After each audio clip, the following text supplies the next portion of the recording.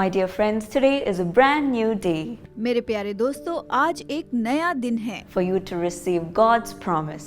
कि आप परमेश्वर की प्रतिज्ञा को प्राप्त करें। It is taken from Deuteronomy 33:12. इसे लिया गया है व्यवस्था विवरण अध्याय 33 वचन 12 से। It says, "Let the beloved of the Lord rest secure in him." ये कहता है, यहोवा का वो प्रिय जन उसके पास निडर वास करेगा For he shields him all day long.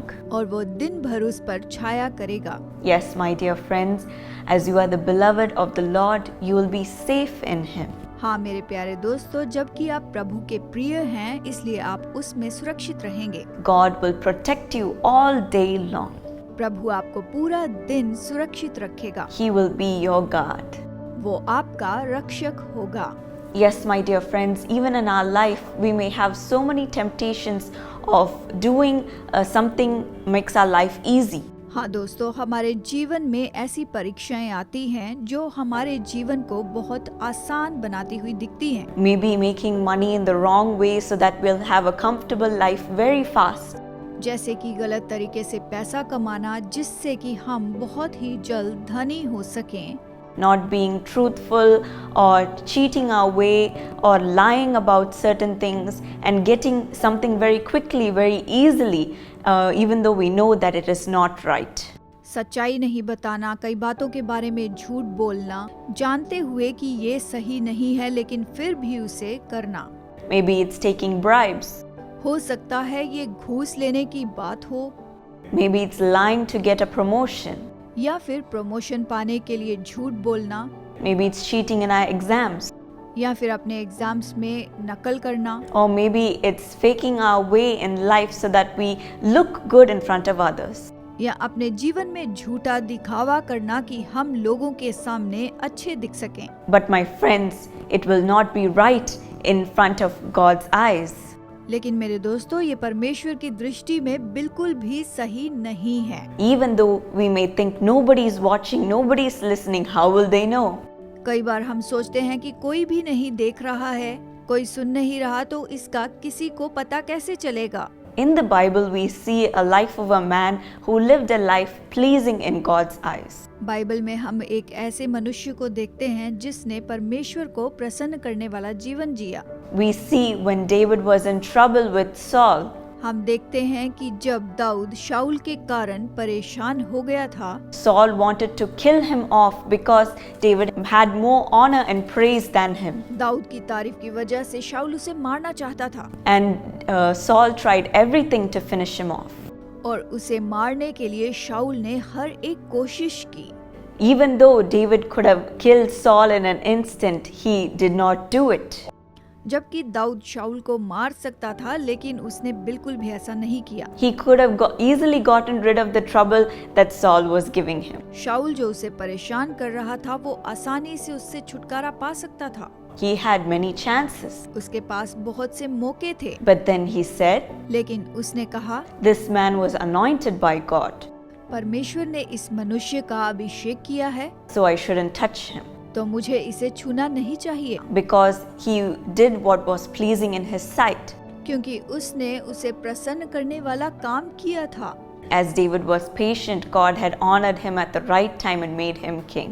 Dawood जैसे धीरजवंत रहा, परमेश्वर ने उसका आदर किया और उसे राजा बनाया। We see in Psalm 19:14, हम भजन संहिता अध्याय 19 वचन 14 में देखते हैं। we see this prayer of David. हम दाऊद की इस प्रार्थना को देख सकते हैं। May these words of my mouth and this meditation of my heart be pleasing in your sight, Lord. मेरे मुंह के वचन और मेरे हृदय का ध्यान तेरे सम्मुख ग्रहण योग्य हो। So every word, every action that we do should be pleasing in the sight of the Lord. इसलिए हम जो भी बोलते हैं, जो भी काम करते हैं, परमेश्वर की दृष्टि में ग्रहण योग्य हो। No matter who's watching, मायने नहीं रखता कि हमें कौन देख रहा है, God is always watching over us. परमेश्वर हमें हमेशा देखता है। When we are pleasing in His sight, God will be our shield and protect us, and we will be safe in Him. जब हम उसे प्रसन्न करते हैं तो वो हमारी ढाल होता है और वो हमेशा हमारी रक्षा करता है। Even in David's life, we see in Psalm 78:72. हम दाऊद के जीवन में देख सकते हैं भजन संहिता अध्याय 78 वचन 72 में। David shepherded them with integrity of heart. तब उसने खरे मन से उनकी चरवाही की और अपने हाथ की कुशलता से उनकी अगुवाई की। With skillful hands he led them. अपने हाथ की कुशलता से उनकी अगुवाई की। So our heart should always be pure. तो हमारा हृदय हमेशा शुद्ध हो, Our actions should always be right.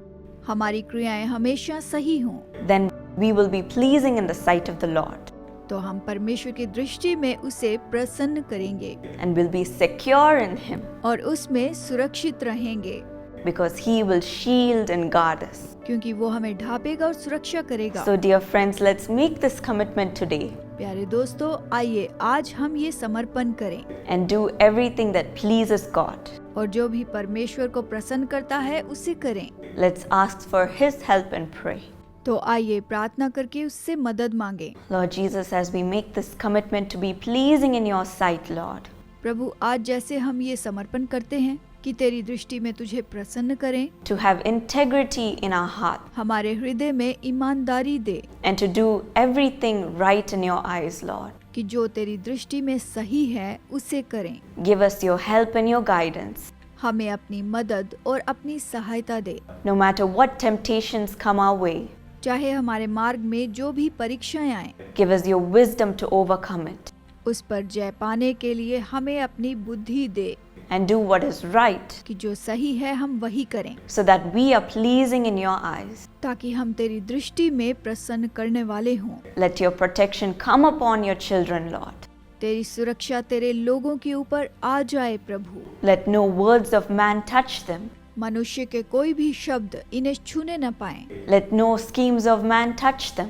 मनुष्य की कोई युक्ति इन्हें छूने न पाए। Be a shield around them इनके आसपास इनकी ढाल बन जा and let them be safe and secure. और इन्हें पूरी तरह सुरक्षित रख। Thank you for this promise you're giving your children. अपनी संतानों को ये प्रतिज्ञा दी, इसके लिए धन्यवाद प्रभु। Bless them, Lord. इन्हें आशीष दे प्रभु। In Jesus' name I pray. यीशु के नाम में प्रार्थना मांगती हूँ, Amen. आमीन। God bless you. Prabhu Ashish they.